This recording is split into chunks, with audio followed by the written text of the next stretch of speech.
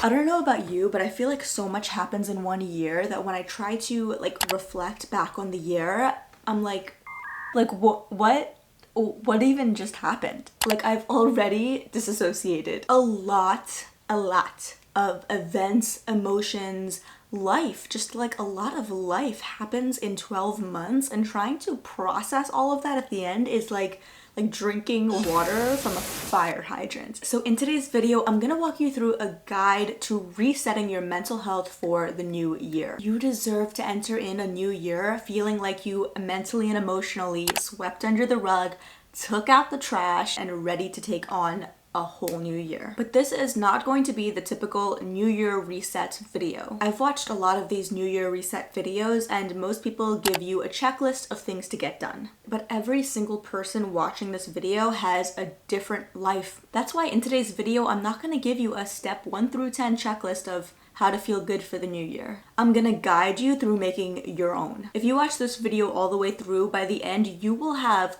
a personalized daily, monthly, and weekly checklist. I've broken down mental health into 6 categories, 6 areas of your life that you should evaluate each year. And with each category, we'll go over the significance of it, how to properly reflect on it. I'll give you question prompts that will inspire goals for next year. And the number 4, the most important part, homework. So for each category, you're going to create an actionable step. So by the end of this video, you will have a list of actionable steps to do to better your mental health. And mental health is just one piece of a big self-development pie. So make sure you check out my New Year's playlist on how to reset your finances, your fitness, and your productivity goals. Make sure you have a pen and paper or, the Notes app on your phone, or just a good memory to get started. Number 1, we're talking about emotions. Obviously, our emotions are tied to our mental health, so people should probably pay really close attention to their emotions. How often do you take like 5 minutes to just sit with yourself and say, what am I feeling right now? Am I feeling calm, anxious, happy, sad? If I'm feeling good, what kind of good? Hopeful, joyous, excited? I think people should intentionally reflect on their feelings daily or on a weekly basis, because you can be so stressed out and not even notice because you're so used to it. You can be really sad but just mistake it for anger because that's how you're used to showing it, as anger. So let's emotionally reflect on the past year. Here are some question prompts. What words would you describe to use the past year?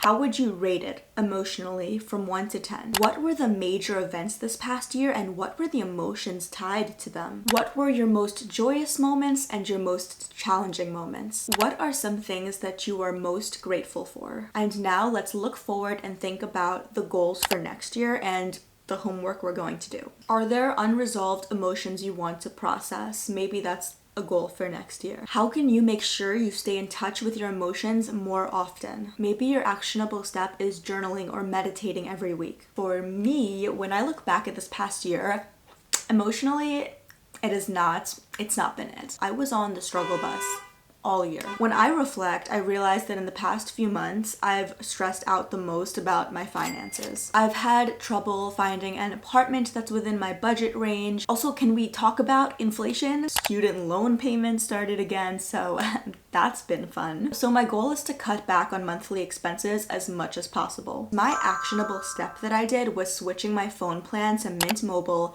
who I've actually partnered with for today's video. Raise your hand if you've been personally victimized by your phone bill. Phone bill costs are so ridiculous these days, and I've just been paying these Delulu prices. So I looked at my phone bill and I realized, okay, let's be intentional. What do I want out of a phone plan? I want coverage, speed, unlimited talk and text, obviously, mobile hotspots. When I tell you that Mint Mobile has all of this for as low as $15 a month, you need to run, not walk to their website. $15 a month. My phone bill is literally cheaper than my Chipotle burrito order. Make the math. I'll be honest, at first I was a little nervous about switching, about how the quality of my service might change, given that it's only $15 a month, but there's zero difference. The only difference was that I saved a lot of money. Right now, through December 30th, they're offering a buy 3-month get 3-month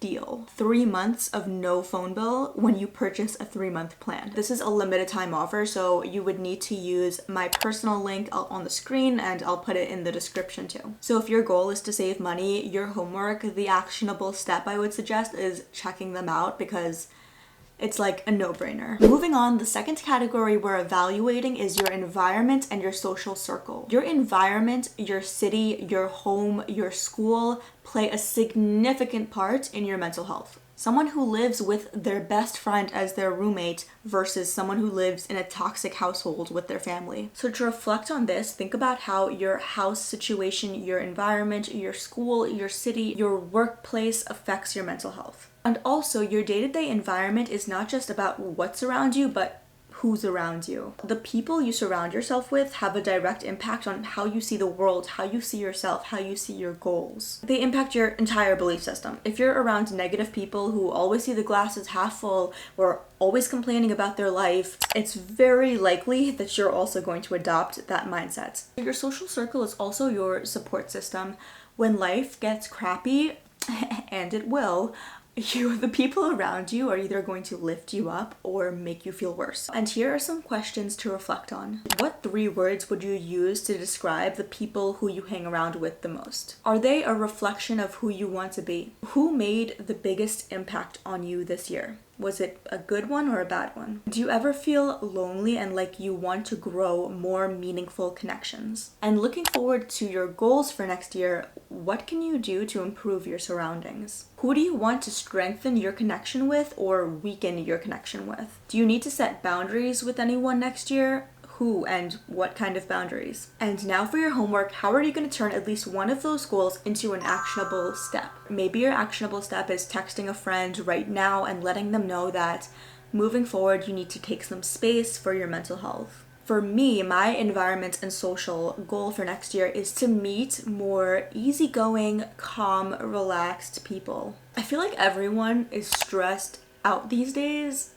That's super normal. I'm stressed out, but I really do think I'm an emotional sponge in a sense, and I really absorb the energy and the emotions of the people I interact with. Do you know those people that just have like golden retriever energy? They just see the world in a positive way. Like they understand you don't wait for happiness, you create it every day. That's my goal, to surround myself with people more in that spirit, because I think that will rub off on me and I need it. So what is my actionable step? I'm going to meet up with one new person every month. I'm in a Facebook group with people in my area, so I can easily reach out to one person a month. And the second thing is a right now goal. I'm going to follow more positive people and pages on social media, which brings me right to my next category. A lot of times our environment and the people around us are out of our control, right? So if you're listening to this thinking, oh yeah, my household is like super toxic, but I'm not 18 yet, so I can't just leave. Or if you're thinking, yeah, my boss is really bad for my mental health, but I can't just quit. Here's what you're gonna do. Use social media, Instagram, TikTok, YouTube to follow more people that are good for your mental health. I don't know about you, but on average per week, I spend just about, or if not more time on social media than I do talking to my friends. So yeah, my online world has a huge impact on me. A lot of people say that social media ruins their self-esteem, ruins their mental health, and trust me, that was me. I made a whole video on this, but I've truly learned to very carefully use social media as a tool. Now I only follow pages that contribute to my mental health. Pages that feel like sunshine on a screen. Pages that excite me about life. You absorb everything you see, consciously or subconsciously. Every post you see, every video you watch, all contributes to your mental health diet. So let's reflect. What's your social media diet look like? What are you feeding your mind? How do you feel after using Instagram, TikTok, YouTube? Which platform makes you feel the best and empowers you? And which platform makes you feel like crap? And now let's think about your goals for next year. How can you improve your mental health when using social media? Do you need to take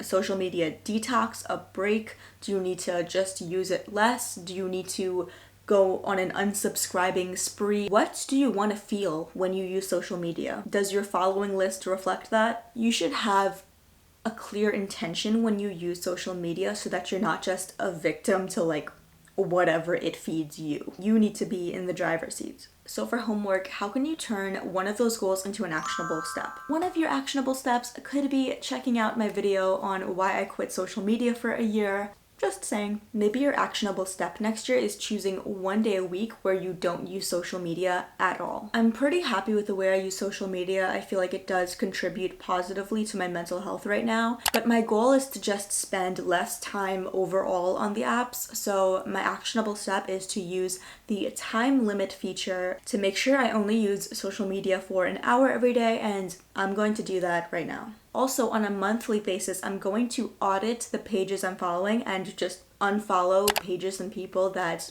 lower my energy. The fourth category is fulfillment. So often we get caught up in a cycle of going to work, commuting, coming home, making dinner, showering, sleeping, doing it all over again. We forget that there's a whole world out there. I get it. After a long day or a long week, you just want to like numb yourself and scroll on social media and forget everything that happened. And it might feel good in the moment, but it's not really fulfilling. Life is more than working, and then just numbing yourself from the exhaustion. You can ride your bike in the park, you can bake a cake, you can learn how to dance salsa or play an instrument. You can do all of these things that add spice to your life and make you feel alive. And I think creative expressions can be such a good source of fulfillment. We get so caught up in being adults and paying bills and crap that we forget there's an inner child in all of us. There's still a 5-year-old in you, a 7-year-old in you. You've just added more layers on top of them. But that level still exists and your inner child needs attention too. So let's reflect on the quality of your life. Do you feel satisfied or fulfilled with your job? Do you feel like you spend enough time outside of your job getting pleasure? What does fun look like to you? And for your goals, ask yourself, what can you do to stay on your toes with fun and creativity and curiosity? And if you don't know what fulfills you, a lot of people don't know, maybe your actionable step is spending 1 hour a week or 1 hour a month exploring, trying new things. For me, I like painting. It feels so calming and creative. I love pretty colors. I love a pretty picture. Even right now, I feel like I can hear the 7-year-old in me saying like, I love pretty pictures. I love pretty colors. So my actionable step is every month I'm gonna put painting into my schedule. If I can doom scroll for an hour a day, I can paint for an hour a month. Number 5 is examining your self-growth. Taking stock of our growth makes us aware of our strengths, our weaknesses, our beliefs. And also reflecting on your growth can boost your resilience because it reminds you of all of the bull you went through this year and you overcame all of it. So let's reflect. How have you changed since the beginning of the year? What do you wish you had done differently, more of, or less of? What has your perspective changed on this year? And now looking forward and into your goals, where do you envision yourself a year from now and what's that gonna take? What areas or aspects of your life need improvement? Are there any reoccurring challenges or obstacles that you want to tackle this next year? What habits do you want to cultivate and what habits do you want to let go of? And for your homework, you know the drill by now. What are you going to schedule in? If you want to create better habits like waking up at 6 a.m., maybe your actionable goal is to watch my video on the science of creating a good habit. For me, my homework is to update my vision board. My other goal is that I want to post more regularly online, so my actionable goal is posting one thing a day. That might be on YouTube Shorts, a YouTube video, an Instagram post, a TikTok. And the 6th and last step on your checklist is self-care and self-love. I feel like I don't need to explain why this is important. Like you're probably not gonna wanna paint or bake or make a vision board if you like despise yourself. So your homework is to show you the kind of love and affection that your dog gives you. They are your biggest fans. They cannot wait to hang out with you. They don't care what you look like, what you did that day. Give yourself a golden retriever type love. You deserve it. And here are some questions to reflect on. How did you talk to yourself this year? What did that inner monologue sound like? How did you relax and unwind? Did you prioritize exercise, sleep, nutrition? And looking forward at your goals, how can you prioritize sleeping better, having better nutrition and health, exercising more? How can you relax more? How can you show yourself more love? What are some ways you can spoil yourself? Self-care and self-love are non-negotiables for a healthy mind. And you don't need $100 to go to a spa or get a massage. Create a self-care routine that suits your lifestyle and your budget. It could be as simple as a warm bath, reading a book, drinking your favorite tea. Self-care is not selfish, it's not a luxury, it's quite literally a necessity. So do your homework, schedule in self-care time, and treat it like a non-negotiable. Treat it like brushing your teeth. For me, my goal is to be healthier next week, so my actionable step is to meal prep every week. I often eat out a lot and it just makes me feel sluggish and like heavy and just doesn't bring me energy. So it's meal prepping every Sunday for me. And now you should have your personalized checklist. You know what you need to do right now or on a weekly or monthly basis moving forward. Here's what my list looks like. Comment down below one actionable step you're going to take. I'm really curious to hear what your goals are. Don't forget to check out my Mint Mobile link if your goal is to save money next year. And that's it, guys. I will see you in the next video. Bye, guys. Know that you're coming back home.